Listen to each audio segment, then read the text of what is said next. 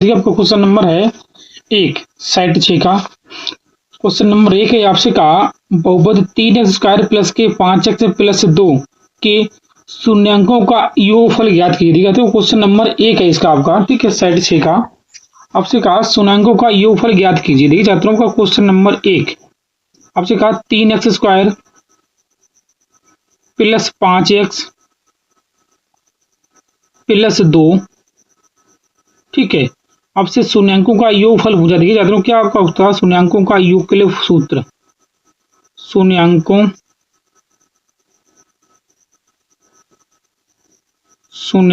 का योगफल, इसे आप अल्फा प्लस बीटा भी लिख सकते हो। अल्फा प्लस बीटा बराबर आपका होता -b/a, ठीक है। अब इसमें तुलना करिए। देखा करो 3x² plus 5x plus 2, ax² plus bx, जब प्लस c से आप तुलना करे हो तब ये आपके पास b बराबर आ जाए 5, ठीक है, आगे माइनस होता है, एक के जगह पे आपके पास 3 है, तो आपका शून्यांकों का योगफल हो गया -5/3। आपके पास ऑप्शन आपका सही है पहले का बी, ठीक है। क्वेश्चन नंबर 2 देखिए सही छात्रों, देखिए क्वेश्चन नंबर 2 है इसी का। क्वेश्चन नंबर 2 में आपसे कहा, देखिए छात्रों क्वेश्चन नंबर 2 आपसे कहा समीकरणों 2x प्लस ए वाई बराबर में 1 तथा 3x माइनस के 5y बराबर 7 कोई हल नहीं है तो ए का मान ज्ञात कीजिए। देखिए छात्रों क्वेश्चन नंबर 2, ठीक है, क्वेश्चन नंबर 2 आप ध्यान दीजिए छात्रों। क्वेश्चन नंबर 2 आपको दिया है 2x प्लस के ए वाई बराबर 1, ये आपका समीकरण 1 है। और आपको दिया 3x माइनस के 5y बराबर 7, ये आपका समीकरण 2 है, ठीक है।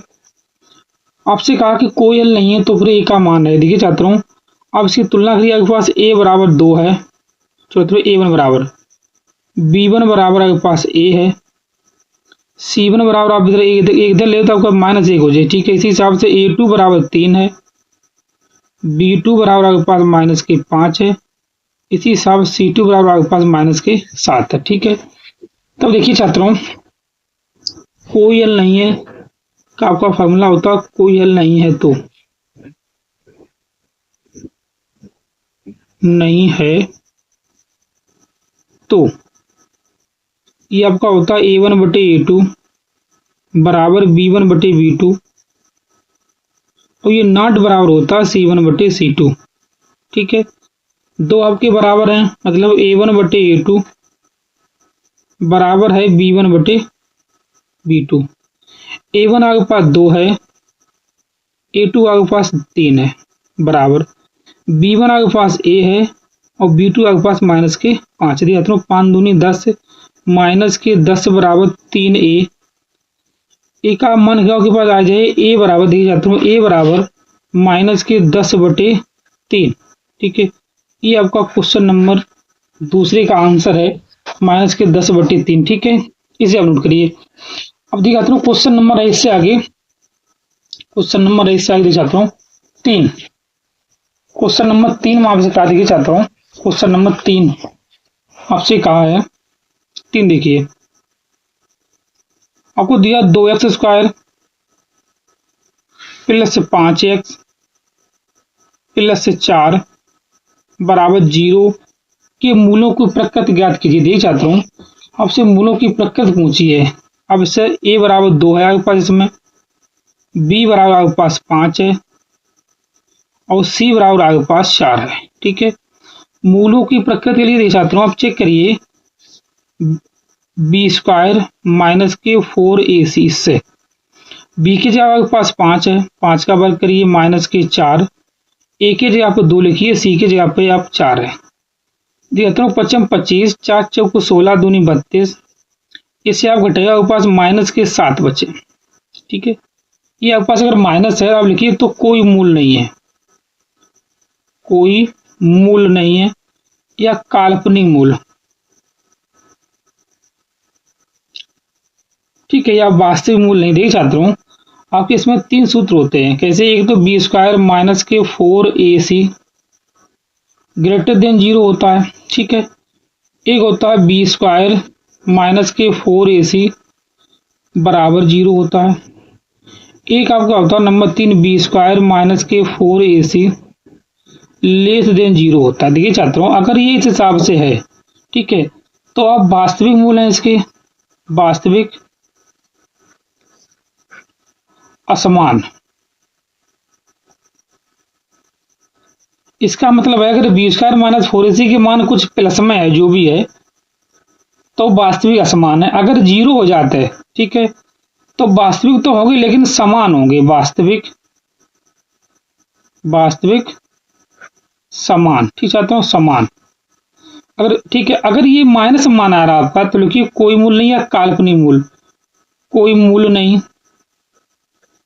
कोई मूल नहीं या काल्पनिक मूल, ठीक चाहता हूँ, काल्पनिक मूल, ठीक है। ये आपका होते 3 सूत्र, ठीक है। अब आप इससे देख चाहता हूँ, क्वेश्चन नंबर है आपका 4, ठीक। क्वेश्चन नंबर 4 में आपसे क्या दिया जाता हूँ, 9 14 -254 का अंत से 10वां पद आपसे पूछा। अंत से, देखिए छात्रों, अगर हम इसे अंत से लगे हैं, ये कितना अंतर दिया था? 5 का अंतर है, ठीक है। तो 254, 5 का अंतर मतलब 249 होगा। डैश लास्ट में 4 होगा, ठीक है। इसका a बराबर 254 हुआ है, तुमसे अंत से पूछा है। d बराबर माइनस के 5 होगा, ठीक है। और n बराबर आपको हमें 10वां पद चाहिए, तो 10। देखिए छात्रों, a 10 बराबर आपका फॉर्मूला हो जाएगा a + 9d, ठीक है।